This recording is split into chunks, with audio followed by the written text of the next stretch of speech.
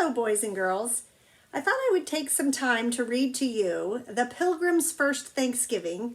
I feel like this is a good book that kind of teaches a little bit about what it was like at the very first Thanksgiving and why we celebrate Thanksgiving. This is a pretty long book, so I will probably read a little bit today and a little bit on Thursday and send them in separate recordings. And then I have some Thanksgiving activities that I've kind of found that I'll probably share out for you to do after reading the book. Okay? Here we go.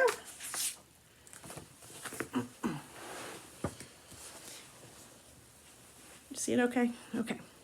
A long time ago, some men and women, boys and girls, 2 dogs and a cat, sailed on a ship across the sea. They left their old country because they could not pray the way they wanted. The people were called pilgrims. The ship was called the Mayflower.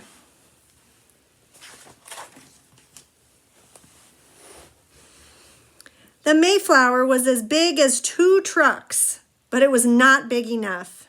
The pilgrims and sailors crowded together to sleep. They crowded together to eat. The children had no room to run around. They had no toys.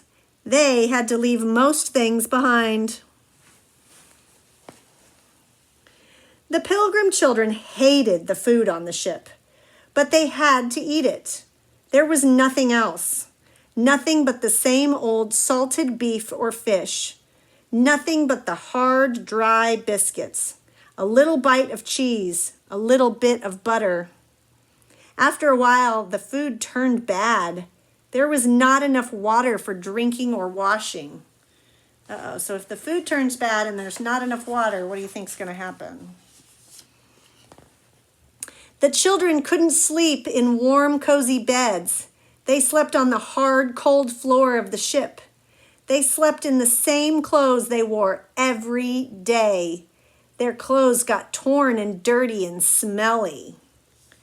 Day by day, things got worse. Storms came. The wind blew hard, and the waves tossed the ship about.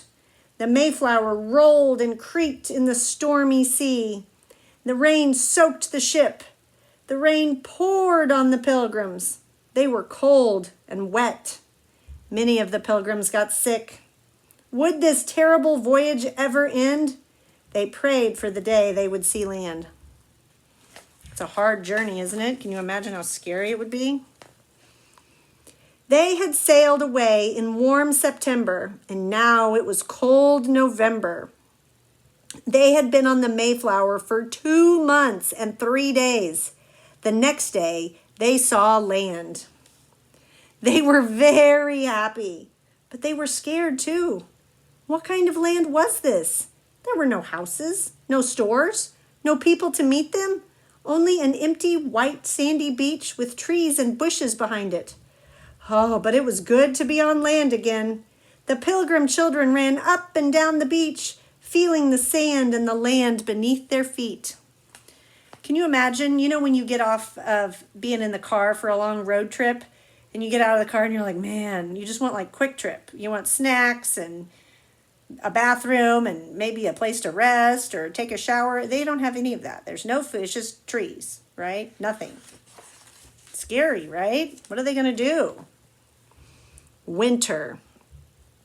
Winter was coming. The pilgrims had to find a safe place for all of them to live.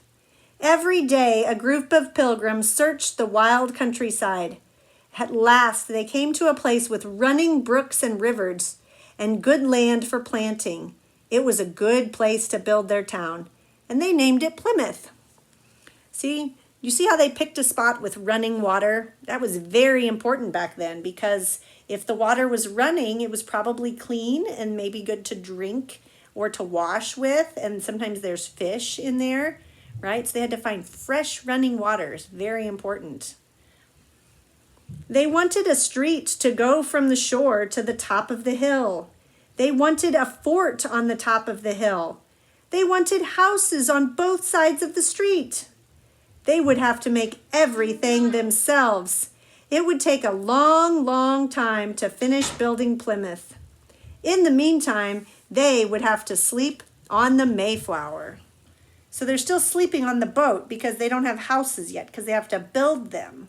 It'd be like getting to your destination on a vacation and the hotel's not built yet. So you have to sleep in your car until you can build the hotel.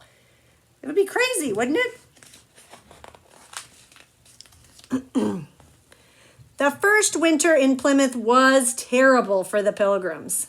They could not finish building their homes before the snow fell. They could not find enough food in the forests.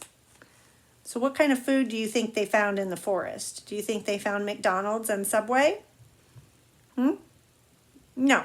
They found maybe deer, right? Squirrels, rabbits, berries, nuts, right? Wild onions. That's probably what they found in the forest. The Pilgrims worked as hard as they could, but they were hungry and cold and weak. That winter, many of the Pilgrims got sick. Many of the Pilgrims died. It'd be hard. Not very much food. Okay, let's see. I'll read a few more pages. Spring. At last the snows began to melt. Spring was coming. There was so much work to be done. The Pilgrims worked every day but Sunday. Sunday was the time to think about God. They prayed and sang and listened to long sermons. So they were very religious people too, weren't they? Every day but Sunday, the Pilgrims worked very hard. They worked making houses. They made their houses from bark and branches. They made the roofs from straw and vines. Each house had only one room and a small space upstairs.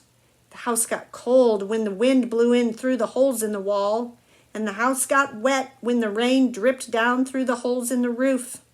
The only heat came from the fire in the fireplace, and sometimes sparks flew up the chimney and set the straw roof on fire, and then everybody ran outside to put the fire out. Can you imagine? That would be crazy. All right, we're going to stop there. And we'll see what happens when the Pilgrims survive their winter and what happens next, because they're starting to get their town built, aren't they, in the story.